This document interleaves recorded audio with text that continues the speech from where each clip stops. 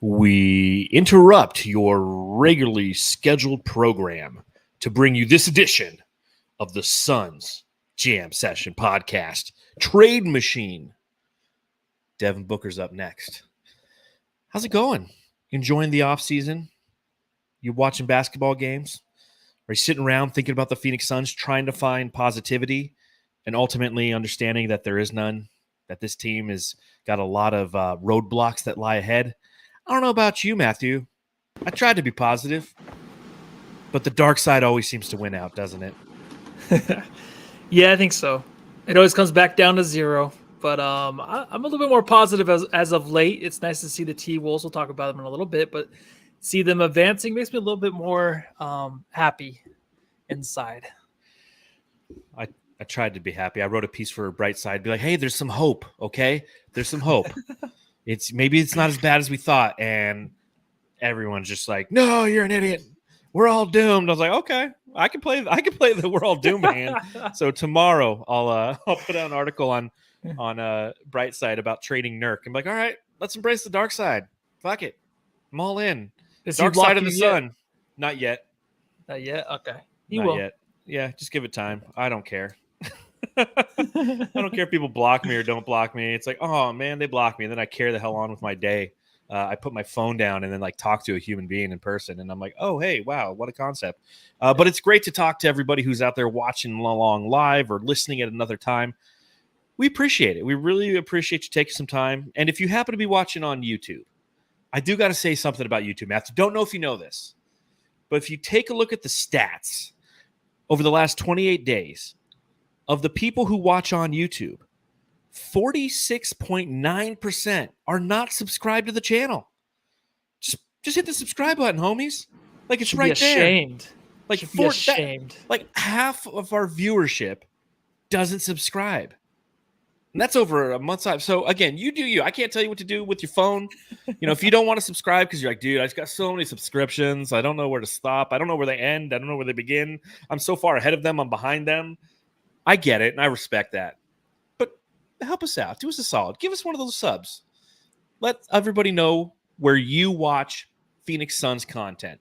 Because what those subscriptions do is it helps algorithms or something. It sends other people who are trying to find like-minded people or people who want to be not like-minded, and sends them our way. I'm just putting it out there. If you want to rate, review us on Apple Podcasts. We have no reviews since the last time that we did this, but we are starting to get a few more. So thank you to the people who, again, take some time out of their day and support the podcast. It's unbelievably important and humbling for both Matthew and I think. Yeah, definitely. And, there are a lot of people that come on here and they watch us. They're like, you know what? I didn't even know you existed till today. And that was like 4 days ago or 5 days ago. We've been doing this for 5 years. So yes, do subscribe so you can help those other people find us. Otherwise, we might be, I don't know. Could we put up some billboards? Could we go around the bus stations and put our, instead of Lerner and Rowe, be us? Just like standing there like Lerner and Rowe, Matthew and John, and John. It's just the way to go. In the middle. Yeah. I mean, I've got stickers. I just randomly put stickers out there. I got the Mike Budenholzer sticker and the legendary sticker and whatnot. Are those backwards? They're upside down. Oh, they're upside down. I'm such an idiot. I'm like, hold on. I was like, I think we get the point though. I think everyone listening gets the point. You're tired of hearing us promo ourselves. So I get that. We got plenty to talk about on this podcast. Since the last time we spoke, which was last Thursday, Mike Budenholzer introduced as the head coach of the Phoenix Suns.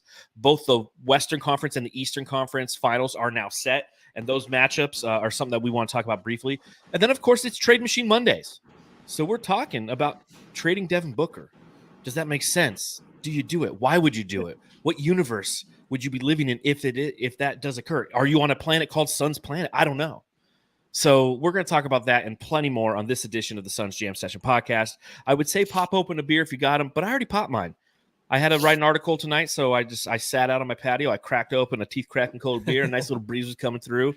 Sat there, threw the ball with the dog, and wrote an article, which will be on Bright Side of the Sun tomorrow, 06 a.m., 0600, as we said in the military. So if you like to read, stop by there. But until then, let's get this party started, huh? Let's do it.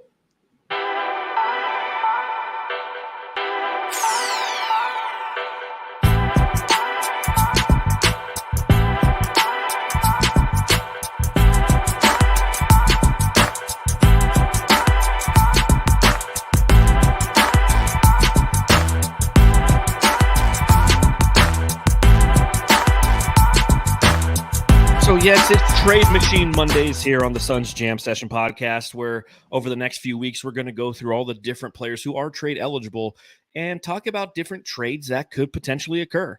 And if they're plausible or not, which some of them are most likely not, know that we will get none of these right because we never have. We've been doing this for years, and I don't think we've ever gotten one right. The closest we ever got to getting one right was one time on the preseason jammies. Matthew predicted that Kristaps Porzingis would be traded from Dallas. I was like, you're full of shit. And then he ended up getting traded to the Washington Wizards that season. That's as close as we've ever gotten, Matthew.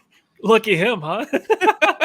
Well, that's what he wanted. They're in the Western Conference. Did not get along. It's so weird. Well, he's in the Eastern Conference Finals. I mean, it all comes out. around. So yeah, good for him. Well, let's start with my first question.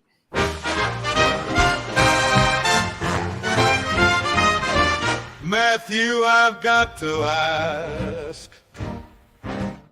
So, Matthew, I got to ask, since last we spoke, at least here on the podcast, the Suns have introduced Mike Budenholzer as their head coach. And now, you know, we had an opportunity to see him introduced in front of the Suns media to give us some insight to who he is. So we'll play his drop, but I don't think I'll play the whole thing. Play fast, play random, play together, play in great space. Let's go play some basketball, have some fun. Budenholzer, Budenholzer, Budenholzer. There you go. So, Matthew, I got to ask, I'm not playing all 42 seconds of that. Matthew, I got to ask, what were your thoughts on the introductory press conference of Mike Budenholzer? Mike. It's hard. Mikey B. I like Budenholzer. It's a good intro for a short there. Mike Budenholzer. I'd be like, what? Booty? Oh, I gotta watch. Is there a butt? That's literally when I was working from home on Friday when his press conference occurred, so I got to see it. And my wife's like, "Are you on a call?" I'm like, "No, I'm watching the new head coach. He's getting introduced, Mike Budenholzer." And she's like, "Booty holder?" I was like, "That's why I love you. That's why I love you." Oh God! Shout out to Shannon. Need some sourdough. I think it's hard to get excited about a new head coach already after a year, but seeing his press conference, him being introduced by Al McCoy, them hugging him, bowing to Al McCoy. Yes. That's pretty special. That was pretty cool. It kind of brought you back to being like, all right, Suns, I'm kind of excited for next year, just a little bit. The thing is, though, I mean, the press conferences are pretty boring. To tell the truth, the only thing that really stuck out is, they asked him, point guard, do we need one? Yeah, we might need one. So obviously there might be a few more changes heading into next season, but I think the Suns do have the right coach. And I keep going back to where I feel like they probably tried to get him last year, and obviously he took a year off because of his brother's death. And not well deserved. That was terrible to say. It was earned. He had to take that time off. It was earned from the NBA for him winning a championship, from him coaching 5 years with the Bucks. But taking the break is much needed after the loss of a brother.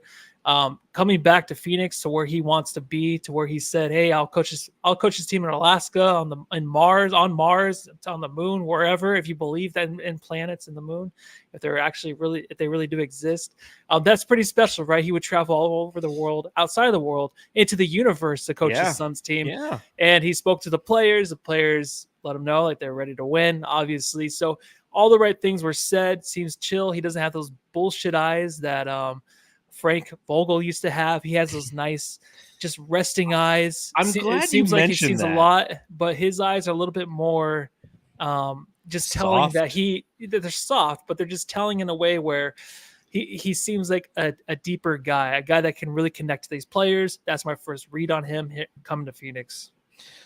I'm glad you mentioned Frank Vogel's eyes, because I was thinking about this. Watching that press conference, my initial reaction was, it's a typical press conference. They're going to tell you what they're going to, it's a blanket statement, right? But again, as you mentioned, seeing him come up and knowing that this is somebody who understands what it's like to be a Suns fan, that's a rare thing to get in a coaching job. There's not a lot of great basketball players or coaches that come from the state of Arizona. I mean, if we were to do a top 5 on the greatest players that come from Arizona, Channing Frye would be on there, Richard Jefferson, Jared Bayless, Damon Stott. I mean, like, Mike Bibby, was he from? Oh, yeah, Bibb's from here. Yeah, he went to Desert Mountain or Desert Shadows. One of those. Shadow Mountain. There we go. But again, so knowing that there's somebody that has a connectivity to this franchise. Now, obviously, that doesn't matter when it comes to the X's, the O's, and trying to fix this roster. But there was a connectivity to him in his press conference that I did not feel with Frank Vogel. And it was the eyes, my friend. And I thought about it. Frank Vogel reminded me of one of those solar salesmen who show up to your door and awkwardly knock, and then you talk to them, and you could see right away, like, there's bullshit behind them. They're telling you what you want to hear. You're trying to get out of the conversation because you're an idiot and you open the door. You never open your fucking door when somebody knocks. It's 2024, dude. Like, I can see you through the ring. I'm not answering, but still, I open it sometimes, and it's like Frank Vogel standing on the other side, and there was just an uneasiness behind his eyes and in his mannerisms that, as a fan, I always kind of felt uneasy. When they announced that Mike Budenholzer was going to be the new head coach, I kind of felt like, okay, cool. I think I tweeted out the guy from The Office just going, yay, and I given his track record, obviously very similar to Frank Vogel, has built some things. They've succeeded. They regressed. But after talking to Van Faez on our last podcast and having a little bit more understanding of who and what Mike Budenholzer is, I gained some confidence. And then the next day, there's the press conference. Seeing his vulnerability as a human, seeing him tear up, having his dad sit in the front row, talking about his family. Again, none of those truly matter when it comes to the court and how, but what it did to me is it created a level of connectivity that I'm hoping translates to the players. Whereas Frank Vogel, it was like this awkward solar salesman guy. And you saw that throughout the season. And again, the famous story from Shams Charania and Doug Haller, where they're talking about Frank Vogel getting upset with the team after they lost to the Clippers, and he's yelling at him. They're like, this guy's trying to sell me solar panels. Like, now he's like yelling at me, ooh, Frankie, don't be getting mad at me. So I think there's a level of connectivity that might play in his favor. He's known as a player's coach, not a schemes coach. He's an offensive guy. He talked about shooting the three ball, which we all said ad nauseum with such a great shooting team, we should be shooting more. So I'm pleased with the direction that we're headed in, especially when you take a look at the landscape of coaching right now and you see what the Lakers are going through trying to get a head coach. There's just not a lot of great names out there. And then it's like JJ Redick's like, yeah, but I don't know if I want to hand the keys to JJ Redick right now. If we were a team with young players and they were trying to come up and we needed somebody who respected JJ Redick, then absolutely. But this isn't a team. This team doesn't respect anybody. That's the problem with them, right? Yeah, no, they don't. They do their own thing. They're just here to win. They're going to come practice. They're going to do what the coach says, but they definitely have to believe in them. And I think that was the one thing we talked about all year long is just, I think Frank was under the radar, just kind of, he was hidden away. Obviously, he wasn't really a scapegoat in a way early in the season, but there was always that thing where it's like, I just feel like he's losing the team. It always was it was creeping up. It was creeping up slowly here or there.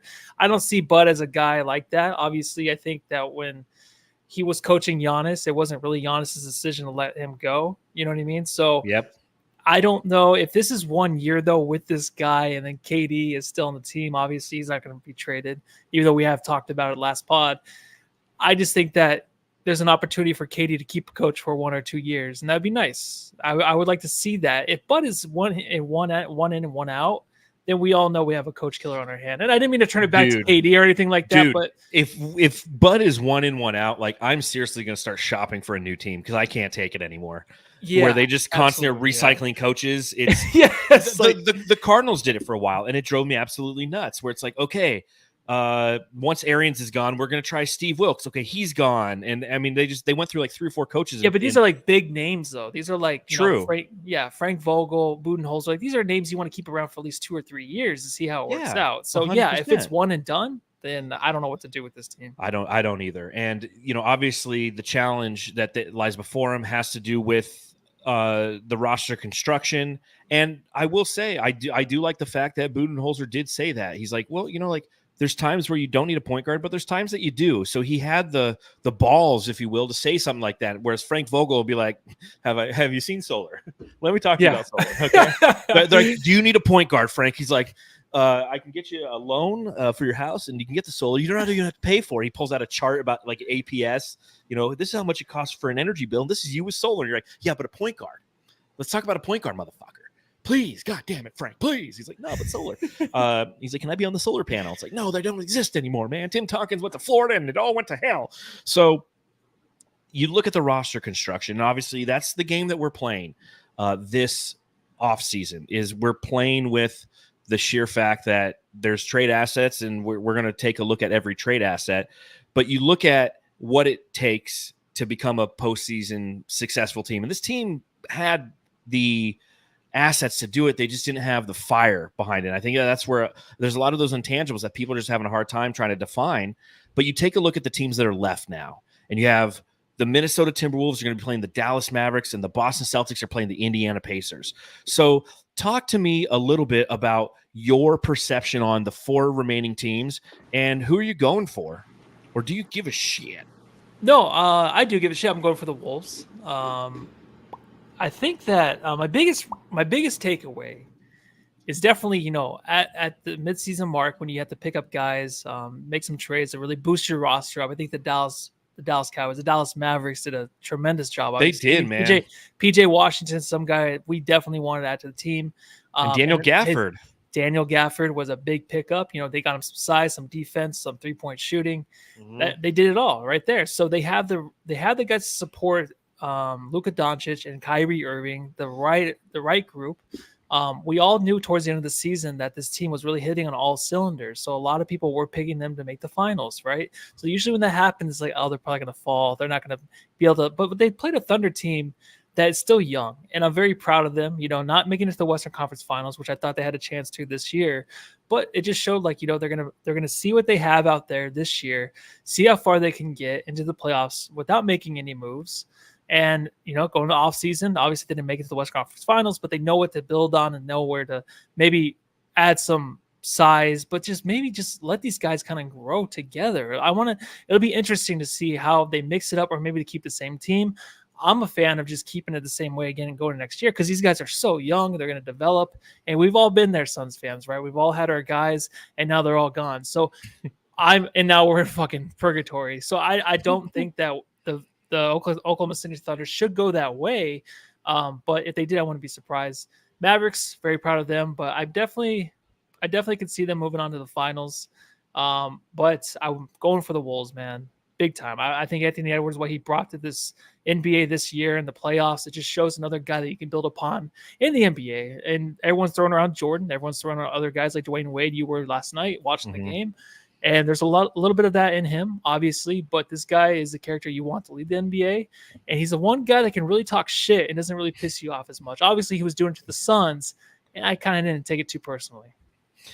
So when you talk about OKC, obviously them losing to the Dallas Mavericks, that's one of the reasons why a lot of Suns fans wanted to play them in the first round, because they were just their moment wasn't here yet. They have so much cap space, so many picks. They're going to be back. They got a ton of talent and a ton of guys who are going to, like you said, they're going to grow. But you take a look at the Western Conference Finals, and we'll obviously start there. The Wolves, a great game against Denver. I love that they beat Denver. We sometimes going into a series who you're rooting for, and sometimes you have to watch the games, and then you just start to feel it out as a fan. And that's the one nice thing about not being a Suns fan and watching on the sidelines, as we typically always end up doing, is we don't have the emotional connection really to either that makes us live or die with every play and every possession. So as I was watching the series, the Wolves are the team that I found the affinity to respect and like their style of play. I hated that Jamal Murray threw a fit and was throwing shit onto the court, from towels to heat packs and all that stuff. And again, one of my issues with Denver, outside of the Pinkster brothers who showed up here last year during the playoffs to talk shit to us after every game that they won, they did so in kind of a nice manner. But a lot of the Denver fans just rubbed me the wrong way, and there's a little bit of rivalry there. Suns in 4. And then obviously we losing to them last season in the postseason, there's a little bit of an animosity there. And I'm not a fan of their fans, and especially the way that they responded to win a championship. And I hope that if and when we ever win a championship, we as a fan base are a little bit more, don't act like new money, if you will. I don't know. It's just one of those things that kind of rubs me the wrong way, to where I just disengage. I don't go back at it. I just disengage with it. I'm like, wow, that's really going to be, if the response to everything you're going to say, yes, and Creepy Crawly corrected me, it's Pinster, not Pinkster. Hey, they never showed back up. But again, God, I lost my point. Thanks, Boyd, motherfucker. Somehow, some way, Boyd always fucks things up. New money. New money. We hope we don't behave like the new white trash out there, right? Or the new poor, we call them. I don't know. Yeah. Well, it's just it's a matter of how you. I don't know. I lost it. Classic. Yeah. Hamo's right. Classic Boyd. I was on a. It doesn't matter. It really doesn't matter. At the end of the day, never seen you this way, where you actually lost your train of thought. I totally lost it. It's Woo! It's like, you know. Never seen that. I hope that when we do so with grace, I don't know. We'll see. I'd rather see them win over Dallas, 100%. But regardless, either of those two teams, I'd rather see them go to the finals and beat the Celtics. Now, the Pacers is an interesting one. I think the Pacers will give Boston some fight, especially in those first couple of games without Porzingis, because Porzingis really unlocks who the Celtics are. But that being said, with the pace that they play with, and the health factor that they possess, I really think that they can give Boston a hard time. But Boston's just too good. So, but Wolves is kind of who I'm going with, right? I really want to see the Wolves win, just because statistically, if the Wolves win the finals, that means in the 33 times the Suns have made the playoffs in their 56 years history, 16 of the teams that eliminated them won the fucking finals. 16. That's like almost half. That is pretty nuts. It makes you feel a little bit better. But you still want to win. But just really quick with the Eastern Conference Finals. So Adam Silver is really trying hard to fix a lot in the NBA. Obviously, the All-Star game is one thing, but to fix the East side of things, like there has to be something there, because I feel like any time that there's the Eastern Conference Finals and the team moves on, the other team that loses is always just like, why are they even there? Like, how are they there, right? Like the Pacers, obviously a good team, but out West, they would have lost in the first round, right? And then you go back, it's like the Toronto Raptors when LeBron was there, they were shit. Yeah. And then obviously like the Celtics too, when Jason Tatum was first in the league, they were shit. I know LeBron was in the East and he was winning every Eastern Conference Finals, obviously. Easily. By the way. But like, what is it where you feel like there's a lot of talent out there, but why do they shrink so much? And why are they just like kind of tossed to the side? Like, the Pacers are great, but next year if they didn't make the playoffs, or just maybe they're another six seed again, then I'd be like, well, yeah, I kind of saw that. Like they weren't even that great. And even like the Trae Young led Atlanta Hawks a few years ago. Yeah. Like everyone forgets about that too. So I don't know. The other team, I feel like out West, I feel like it's always the finals. It's always who wins this is going to win the finals, basically. So I don't know. Adam Silver has a lot of work to do. I don't know how you do that, but you got to figure something out East. I don't know what the deal is with that. It's just it's wonky ball out there. It's wonky basketball, and it's been like that for quite some time, where it's very top heavy. There's a couple really good teams, and everybody in the middle is just kind of in the middle. I do remember my point. I was going to say is the thing that frustrated me the most about Denver fans is anytime you would try to talk to them about anything and have a constructive conversation, right? I don't go as far to say arguments when you start mudslinging and calling people idiots and things of that nature. If you challenge somebody's opposing point of view, that starts a conversation. But with Denver now, they're the kind of people like, oh yeah, well, how many championships have you won in Phoenix? Like that if that's going to be the answer, it's like Lakers fans. One of the most annoying thing about Lakers fans, anytime you try to have a discourse with them about something that's occurring this season, they remind you that they've won 17 championships or whatever it is, 18 championships. You're like, cool. Okay. I didn't know we were talking about all time. Yes, we are a shit franchise. We've never won a fucking title. If that's going to be the basis and the foundation of every argument you have, you're always going to win. So I'm not going to have that conversation with you. Denver now does that. The Denver fans now do that. They remind you that, oh yeah, well, we won a title and Phoenix never has. You're like, okay, cool. Back to like me thinking Booker's better than Murray. Murray beat you and had a title. Okay. I'm talking about this season, the way he's playing, and that's just one of those caveats that just annoy me and I disengage. Yeah, the thing is though, when Phoenix does win a championship, they'll be the last ones, and we're gonna be like, well, like how many championships you got, Mom, at church? Like who are we gonna argue with? I don't understand. Like who are we gonna say that? We're the last NBA team to win a championship. Jeez. All the WNBA teams, everybody but us.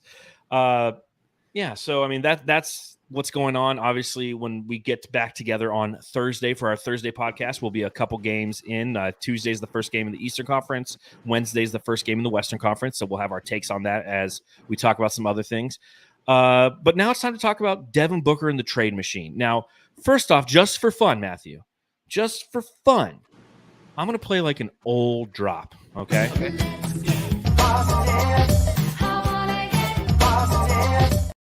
Remember that one? Dude. Yeah. That Was that during the finals run? That was. Because the thing is, every time we were on the pod with the PHNX guys and Dave King, every time someone would start talking, be like, "Oh, don't be negative," and then it would be like, "Oh, come on, let's stay positive." Oh, don't be negative. Like that's what everyone was saying the whole time, back and forth. Is that it was why like, it was made? Well, it's because Saul's always negative, and so we like, and then Saul would come in and throw a negative bomb, and we dive on it, try to stop it, but it, like, reality is negative. But let's get positive. Let's talk about trading Devin Booker. Yeah, dude, I hate that guy. So yeah, No secret here. So obviously, this is an exercise. I'll start the premise with this, and Matthew, you can disagree with me or agree with me, and let me know your thoughts. There is no world in which the Suns are trading Devin Booker, nor is there a world in where the Suns Jam Session podcast believes that they should trade Devin Booker. The purpose of this exercise is, let's say that the Suns they took a look at everything, and they go, you know what? Our most valuable asset is Devin Booker. We want to blow it up, and we want to blow it up now. Because believe it or not, there are people out there in the Suns universe who believe that is what needs to happen. People are so obsessed with having draft capital and the fact that the Suns don't have the appropriate draft capital. Now, again, everybody who's like, oh, man, the Suns, they don't have any picks. They don't control any picks. And then a draft like this one that's coming up is going on. It's like, well, I mean, the Suns have a pick. They're like, yeah, but it's not a good draft. Like, okay. So, when it comes to benefiting your narrative of having draft picks, we do have draft picks. We just don't have control over them. And in a perfect world, you're good enough to where you don't need your draft picks. Now, granted, the other side of that is not having draft picks does not allow you to sweeten the pot in deals. So if you are trying to acquire somebody, you can't throw a bunch of draft picks in there to make a better trade than, let's say, the Kings, because they're going for the same player. So I understand that. But at the same time, we're doing this as an exercise in futility and understanding we're not trading Devin Booker, but let's see what we could get from him. Let's see what kind of things we put out there, right? Is that what we're doing? Or do you think we should trade Devin Booker?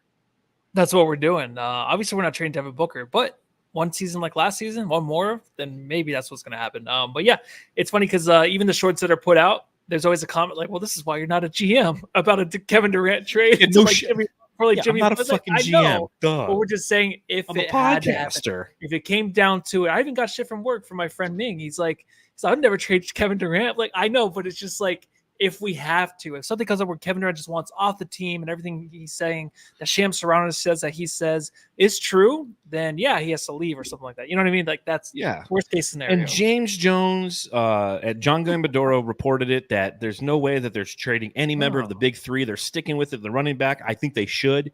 Again, if they could trade Bradley Beal, that's the answer, but they're not going to.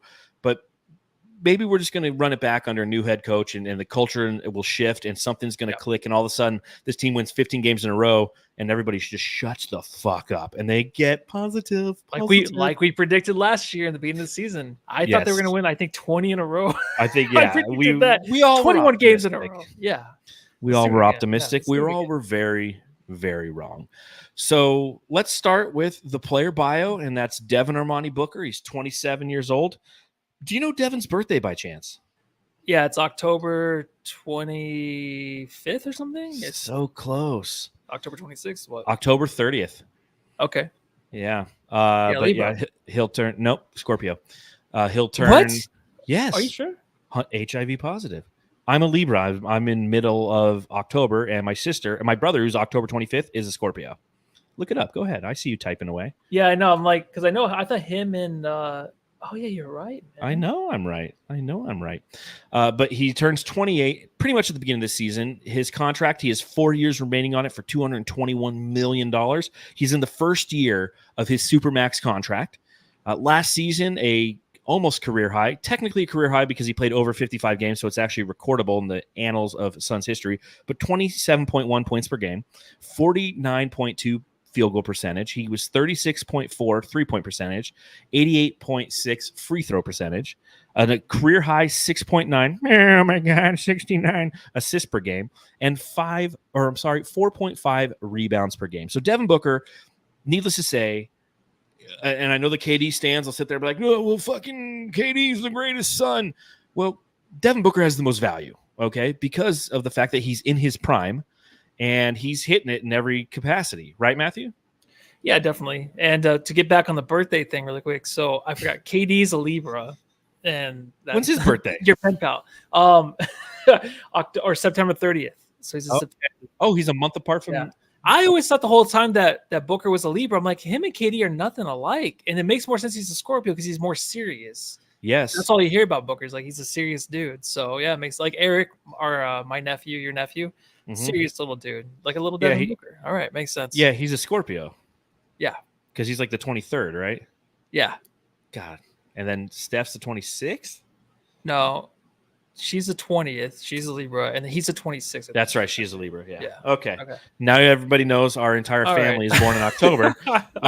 So you take a look at the stats. They look fantastic. But again, we're playing, well, what's the value? What value does Devin Booker have? What trades can we throw out there and see what we could garner back? Okay. It's going to be a lot more fun because next week we're doing Nurkic, and those are ones that are possible and real. Like we'll really. Those are ones where I'm like, all right, let's do it. Yeah. Yeah. But I'm going to start off with one from the Aussies Suns fan podcast. This one comes from Gavin, and he says you trade Devin Booker to the Knicks. You get Julius Randle, who has 2 years, $30.3 million left on his contract. Josh Hart, 4 years, 18.1. You get a first-round draft pick from the Knicks that is from Milwaukee in 2025. And you get a first-round pick that is top 3 protected in, it says 2017, but it's 2027. So, again, if you're watching along live, A, B, C, D, or F on this trade. If you were to trade Devin Booker, everyone's going to be an F, okay? I get it. Everyone's like, nope, wouldn't do that. If you were to do that, is this enough value getting back? That's my question, okay? So, Matthew, do you think this is enough value getting back for Devin Booker? No, actually, if Devin Booker wanted out of Phoenix and this is what we got back, I would be done as a Suns fan. I'd be absolutely done. I'd be at every Mercury game, and I would start covering them for Brightside and go to games for that, but I would not go to another Suns game in my life. It'd be over. Well, I know that when Gav put this together, he says it pains me to write this, but he's getting Fs right across the board, F minuses, which aren't even possible, but they're just, Beat LA says, no, Randall, he's a bum. I agree. I get it from a math standpoint to try to make this work, but B says incomplete. Shit value from Boyd. He says Aussie Suns fans suck arse. It's correct. If you've ever watched Boyd on their podcast, that is correct. I agree with this one. I get the premise, but there's not enough picks coming back and not enough talent. It's kind of shit on both, right? Yeah, it's absolutely terrible. Well, let's see what the Suns Planet has from Jake at the Suns Planet. He sends over Zion Williamson, who's got 4 years, $36.7 million. Trey Murphy for 1 year, 5.1, and Jose Alvarado for 1 year, 1.9. So in this theory, what Jake's doing from Suns Planet is he's saying, you know what? Let's get Zion out of this deal and a couple of expirings, and we reset and we build around Zion. So my first reaction is, okay, so Brandon Ingram's staying. So that's the one thing is Brandon Ingram's always going to be on the go with this team. So that's nice to have that with Booker, but then you have like kind of the same thing, even though CJ McCollum's a different kind of two than Beal. I think CJ is a little bit more of a ball handler, obviously, but I think him and Booker be like the same kind of situation as what we have in Phoenix right now with Beal. So I'm looking at it that way. So if I were the Pelicans, I don't think we get any better. Obviously, if Zion is healthy, the Suns definitely win this trade. I think I love Zion Williamson and Trey Murphy to have that as a building block. I think that'd be huge, even though it's a 1 year left for Trey Murphy, so that's not bad. I like it. It's not too bad. It's okay, and you're getting some C's and some B's. Hell, even Jake gave it an A- in the chat. I guess the issue that I have with this one is the fact that there's not any picks attached to it, but that's because Zion's attached to it. Essentially, you're going Booker for Zion. You're throwing on a couple assets to try to sweeten the deal, so I understand that. I just don't want to build around Zion. I would love to have Zion on the team, but I wouldn't want to build around him. I think that there'd be a couple more things that I would do with this team to make it happen, but this is more plausible than that Nick shit that Gavin sent us. There's one now. One of your friends sent one in, correct? Yeah. So this is the one. Shout out to Ming at work. This is the one that he sent over to me. I switched it up a little bit just because we couldn't do a couple of players from the Suns. But we got Devin Booker going to the Bulls for Nikola Vucevic, 2 years, $20 million left on his contract. For Kobe White, 2 years, $12 million. Alex Caruso, I love that dude. 1 year only left for 9.8. He'll probably get paid. And then a first round pick, so from 2021. So the thing is, I was trying to add picks, and I couldn't do back to back to back for some reason because I was going to do 4 first round picks with this. You can't. That's why there's pick swaps in between. It's 4 first round picks, but pick swaps in between. That's why when we traded away, we traded for Kevin Durant, we gave up like our 2024 or our 2025, our 2027, our 2029. Our 2023 and then like a 2026 pick swap. Okay, that makes sense. And if I would have put a little bit more effort, I probably would have figured it out. And 2021 obviously is wrong because so 4 picks. 4 years ago. I mistyped that. 4 picks isn't too bad. I mean, I really do like Kobe White last year, Alex Caruso. And if you have the 4 picks, if you're really trying to rebuild, and maybe you got somebody else coming from another team, if you're trading Kevin Durant, then it's not too bad. Well, and I appreciate Ming sending this one our way. And one thing that I think is valuable to understand is the aggregating salaries going up. Because I know that Ming initially had a couple more salaries from the Suns going over and more assets trading hands. Bobby Marks from ESPN, I actually reached out to him this morning and asked him what the aggregation rule is, because it's a conversation that we've had in Sun circles trying to understand it. And so everybody knows the aggregation rule is for the Phoenix Suns. They cannot aggregate salaries. Effective April 15th, they cannot aggregate salaries because they were a second apron team this past year. Teams like the Minnesota Timberwolves, they were a first apron team this year. They're projected to be a second apron team next year, but they can aggregate salary, or they can aggregate salaries up until July 1st when they become a second apron team. So the Suns really can't aggregate any salaries going out this offseason. So we can't send 2 guys out. We can send out a guy and a draft pick or 2, but we can't send out Devin Booker and Nasir Little to make things happen. Mm-hmm. So I'm glad we finally got some clarification. Thanks to Bobby Marks for answering my question when I asked him. So he was on PHNX today too, wasn't he? Yeah, I saw that. Then he was on PHNX. Huh? I'm like, he probably thought I was them when I was texting him at like 6. Yeah, he's like, oh yeah, six well, I'm coming on a little bit, but I'll just answer.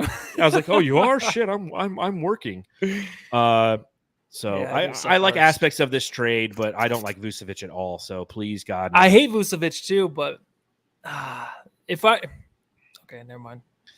All right, well, let's get into some of our trades. We both have a couple that we're gonna fire up here. So the first one's you, Matthew. So tell me about this trade that you have. Tell me a little bit about this one. So I don't believe we're doing a build trade, right? We're not going to do build trading out. We can't. Yeah, I know. And we're not gonna do one that's on the show. I'm not even gonna waste my fucking time. All right, so Booker for Trae Young right here. Trae Young, 3 years, $43 million coming back for Devin Booker. The reason behind this is you need a guy to handle the ball, obviously. It wouldn't be too bad. You got Budenholzer, who just missed out on Trae Young coming into the league, right? He was there before he was drafted. Well, yeah, he was the team that sucked so bad they got the first pick.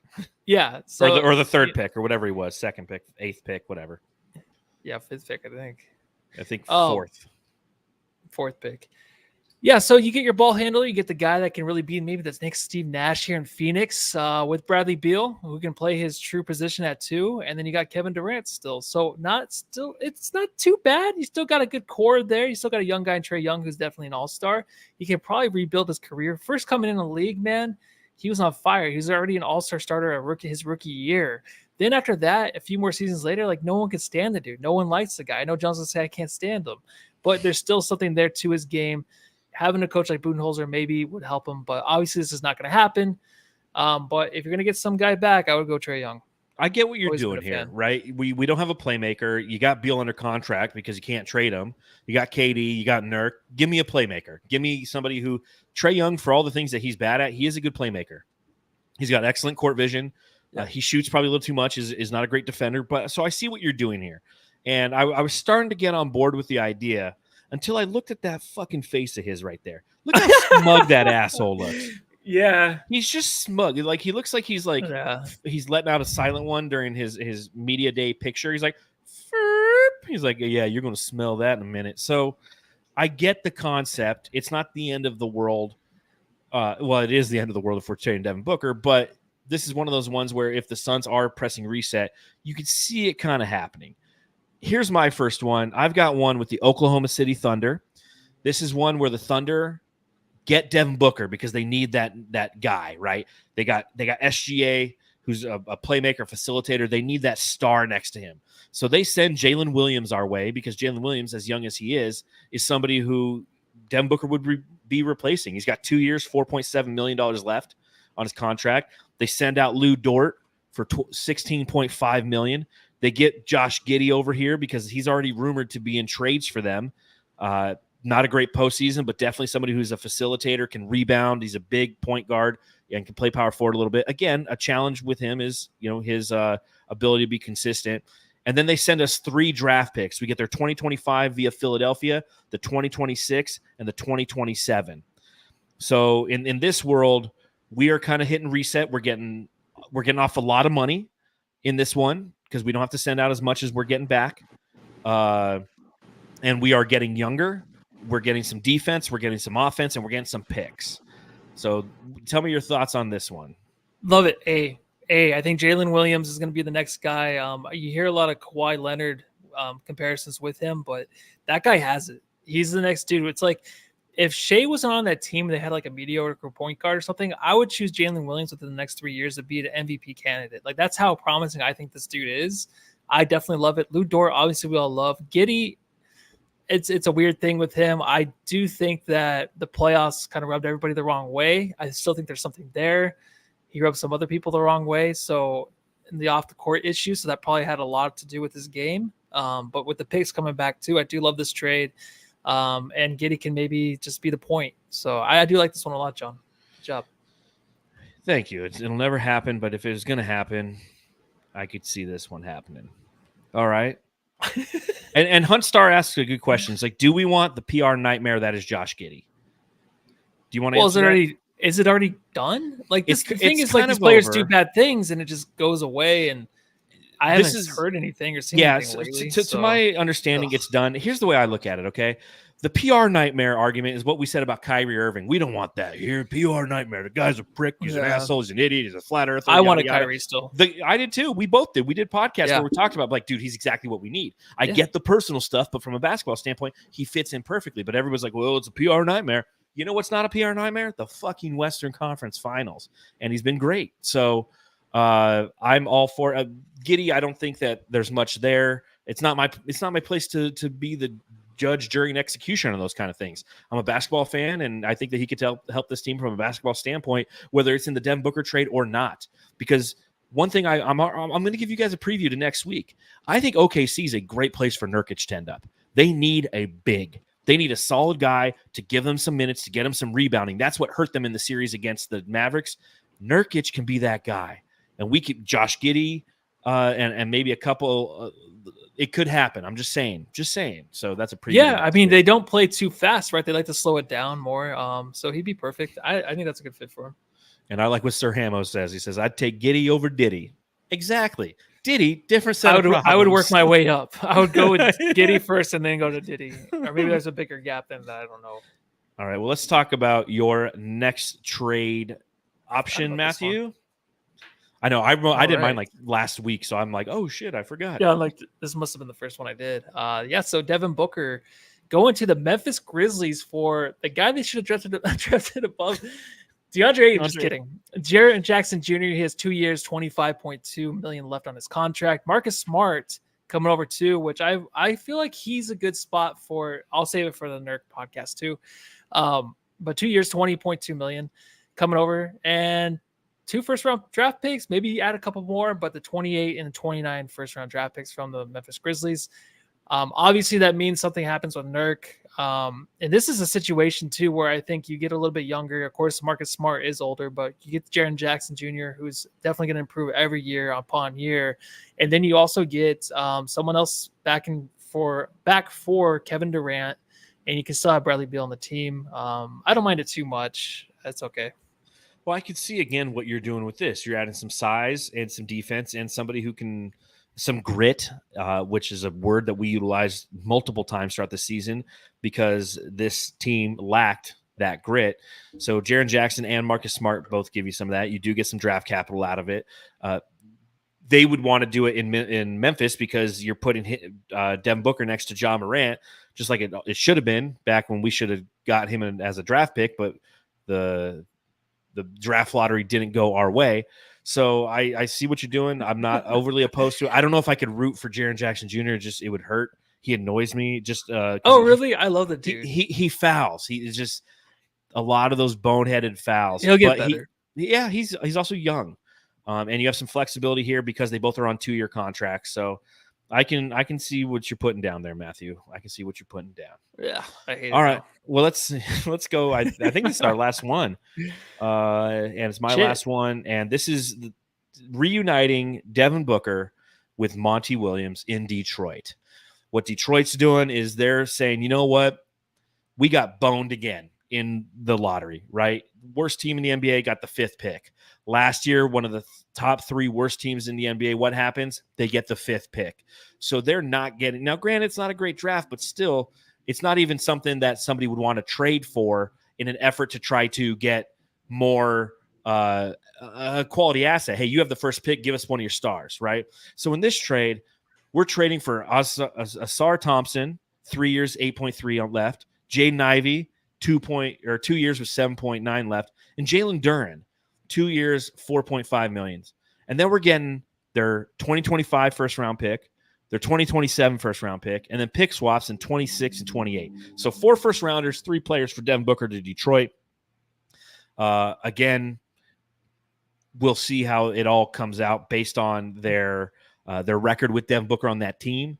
But it's them, and by them I mean the Pistons, it's them unloading the gun and saying, we're finally going to take a swing on somebody.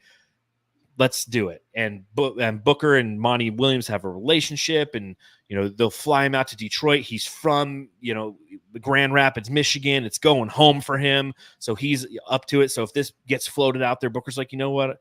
I would never leave my home of Phoenix, but I'll go home to play for the Pistons because last time I played in Detroit, I played for 5 minutes and they ejected me from the game, and I want to go back. That's the reason to get traded. Yeah, that makes sense.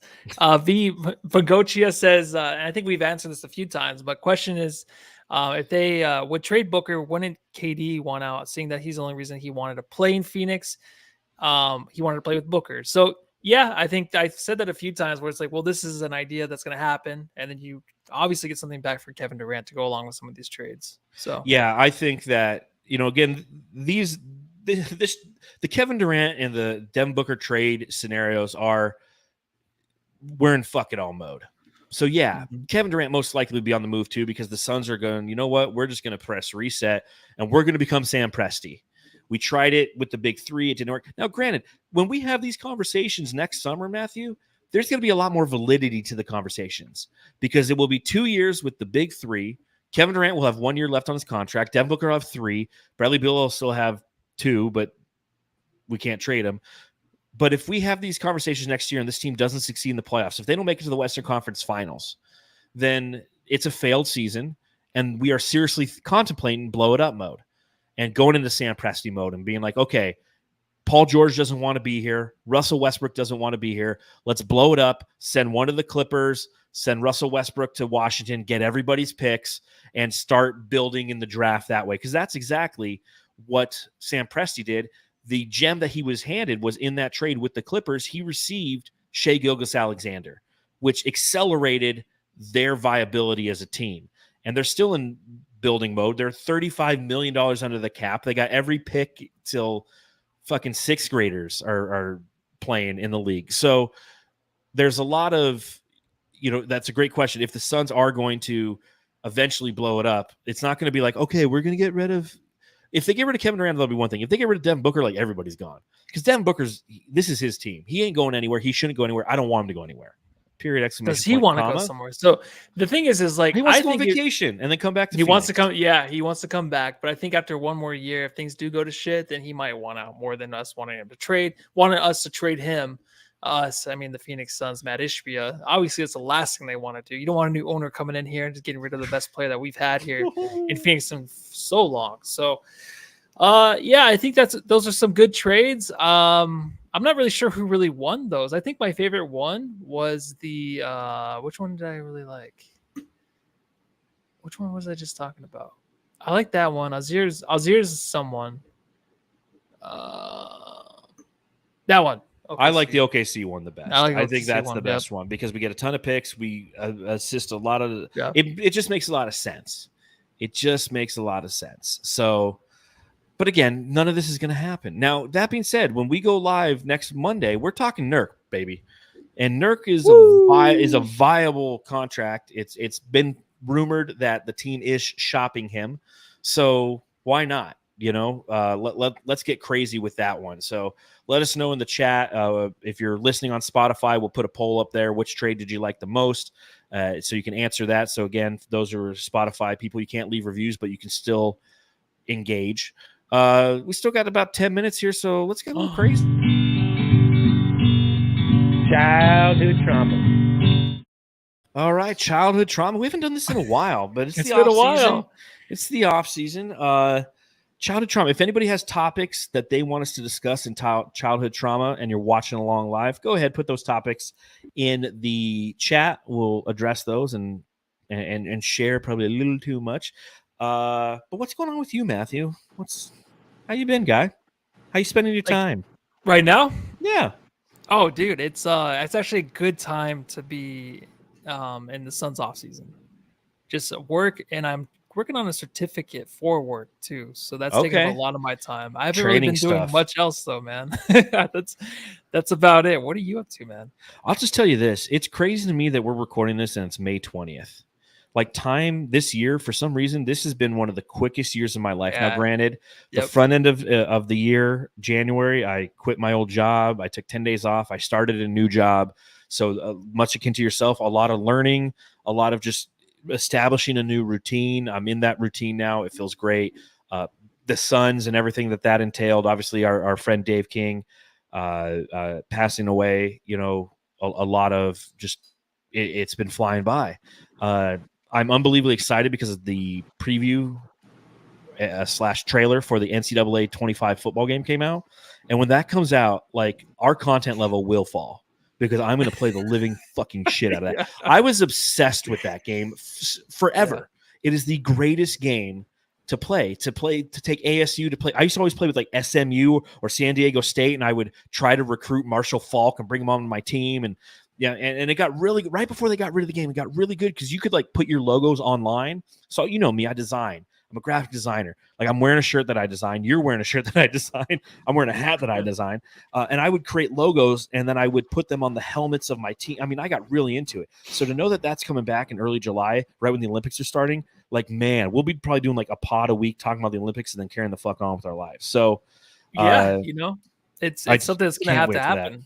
I think right after the finals, usually it's right when it dies down a little bit, right? Oh, big time. Is it August though? When there's like nothing going on? August I feel is like July, dead. There's a little bit of trades or no? Yeah, the front of July, it's busy because that's when all the trade stuff starts. The free agency happens.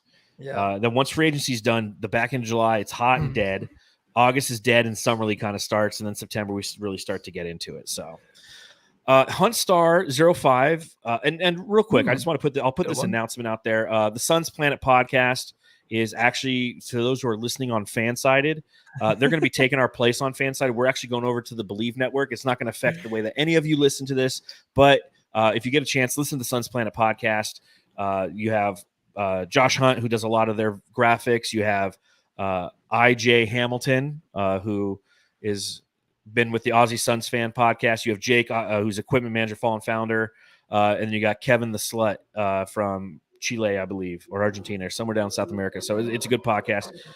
Check him out when you get a chance. But Huntstar asks, vacation camping trauma.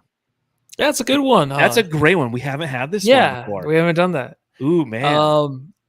So I don't know if I really had any trauma on vacation. Camping. That's an interesting one. I don't know if we'll go that far. No, it's just the implication. It's nothing like. It's actually more embarrassing than anything. That's traumatic. No, I don't think I could do that one though. Oh no! It's just like does Alyssa shit in the woods? Oh my god, that's exactly what it is, dude. I probably told you about that. No, I don't think I'll do that. I'll stick with going with oh man, I'm trying to think if there's anything else though. I think vacationing as a youngster, as a little Lissy, walking around, it was always traumatic because my dad, was always just so fucking grumpy. And every time we go anywhere, man, he just was so grumpy. Hurry up. Everyone shut up. Don't say anything.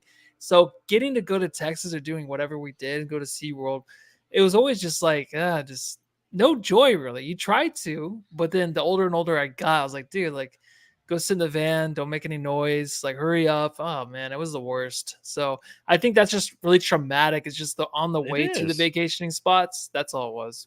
I know that for a fact because we drove Dad. out to Recipes. we drove out to Amarillo for Thanksgiving a couple years ago.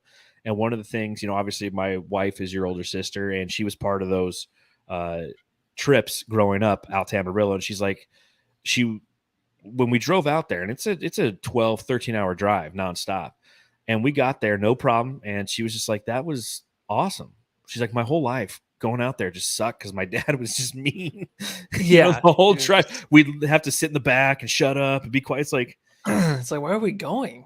Yeah. I'm like, yeah. No, and he was just always, every time we would like be at the house too, it was like, he was always have like this and different kind of energy. And just, I don't know, man. Well, you know what it's like to be a dad 100 out there, right? Well, and I know what it's like. My dad was very similar because he was kind of, love him to death too. But he was an asshole. So I'll do one of each. Okay. I'll do camping and vacation. I'll start with vacation. Born in Arizona, grew up out in LA. So every Thanksgiving we would drive home to Phoenix. And I just remember my mom and my dad would either not come or drive separately. So it was like me. And when I was really young, it was just like me, my older sister, my little brother. We didn't have the other two at that time. And I just remember my mom waking us up at like 3 a.m, put us in the car and listening to Amy Grant cassette tapes as we'd drive across the desert. Because we'd get into Phoenix. My mom would drive slow as shit too. We'd get into Phoenix at like noon. But I just remember seeing the sun be coming up. We'd be hitting Indio or Blythe, and then we'd start across the desert and just Amy Grant records, El Shaddai, El Shaddai. I don't know who that is. I know nobody does, but my mom fucking rocked the cassette tapes ad nauseum.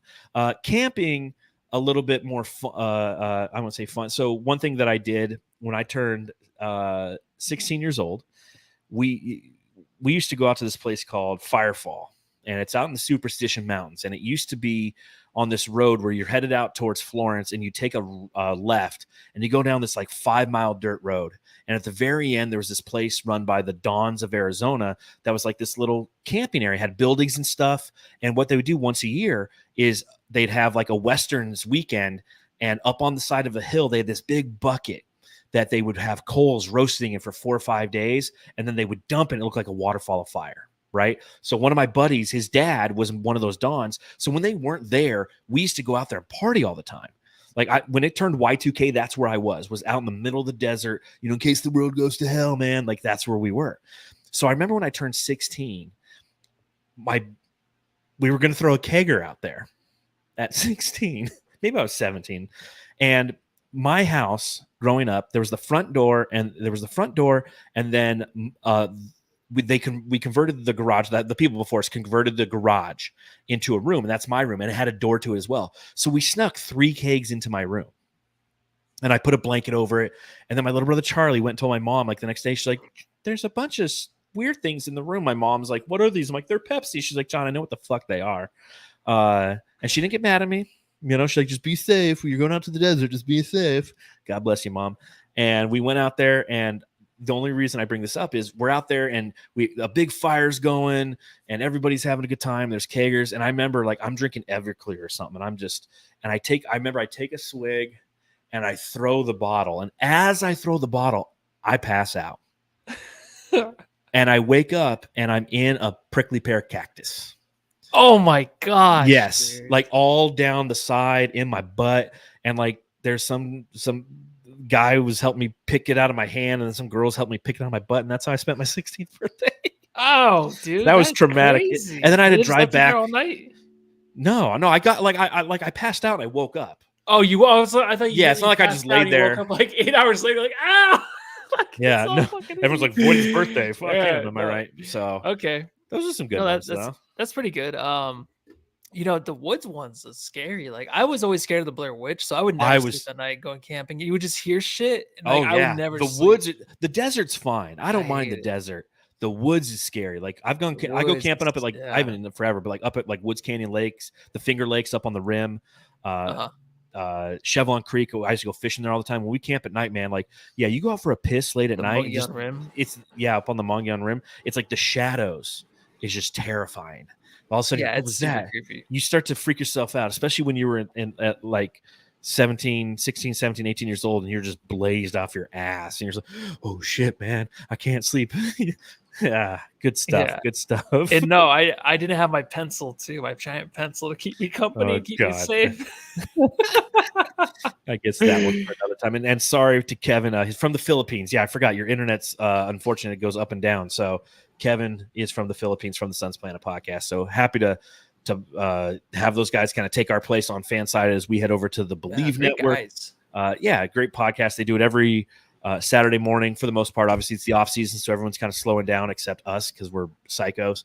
But outside of that, just happy to see them and to have some of them write for Bright Side of the Sun as well. So on that note, Matthew, we're going to go ahead and get out of here. A reminder, everybody, subscribe, rate, review, all that fun stuff.